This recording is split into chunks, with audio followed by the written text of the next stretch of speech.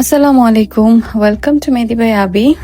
বেশ কিছুদিন হয়েছে আমি একটি টিউটোরিয়াল দিয়েছিলাম পার্ট 1, পার্ট 2 দিব করে এডিটিং এর টাইম পাইনি, তাই আর দেওয়া হয়নি। সো আপনাদের জন্য পার্ট 2। এখানে কি ডিজাইন করছি সেটা সম্পর্কে বিগত টিউটোরিয়াল বলেছিলাম যে এখানে একটা পাকিস্তানি অ্যারাবিক কাইন্ড অফ কাফিফ স্টাইলের ব্রাইডাল মেহেদির ছোট্ট ফর্ম করছি। সো সেটাই হচ্ছে হাফ করেছিলাম অ্যান্ড হাফ এই টিউটোরিয়ালে শেয়ার করছি। অ্যারাবিক প্লাস কাফিফ স্টাইলের কাজগুলার একটা বিশেষত্ব আছে। অনেকে বলেন আপু আপনাদেরটা ফুটে ডিজাইন করলে আমাদেরটা ফুটতে চায় না কেন ডিজাইন? ওইটারই একটা সিক্রেট আমি আপনাদের সাথে শেয়ার করছি।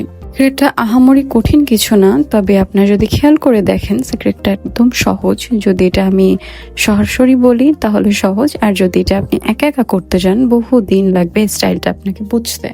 এখানে আপনাকে বুঝতে হবে যে আপনি কাজটা কি করছেন।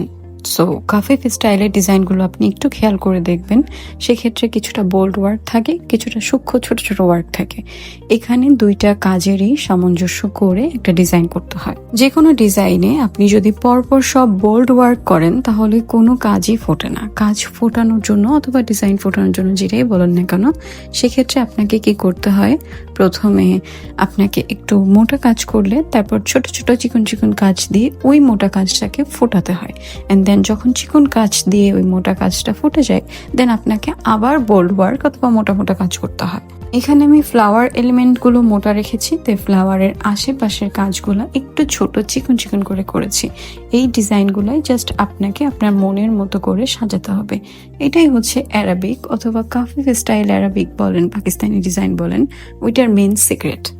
তো আজকে একটা ডিজাইনের সিক্রেট বলে দিলাম। আপনাদের যদি আরো এরকম ধরনের সিক্রেটস, ডিজাইন, ডিটেলস লাগে আমাদের পেজটি ফলো করতে ভুলবেন না। আজকে এই পর্যন্তই।